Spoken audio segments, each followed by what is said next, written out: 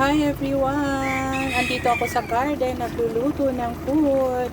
So nagisa ako ng gulay, may patola, mayroong okra, may talong. So lahat ito galing sa garden.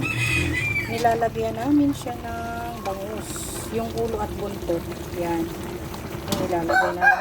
And ngayon, look, spinach. So galing pa to sa nanay ko na binhi. Yan ang ilagay namin. At saka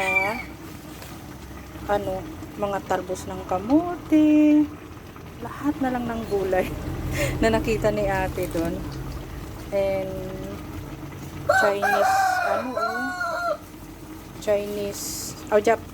Chinese malunggay kasama.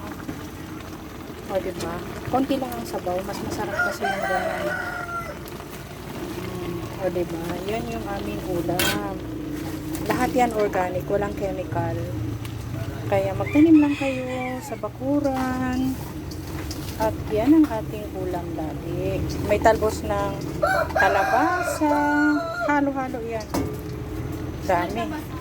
Ang bango. Yan ang ating ulam today. Oh, may bulaklak pa ng kalabasa. Ayan ang aming ulam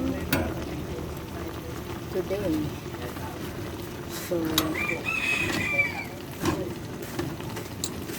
ang bangote.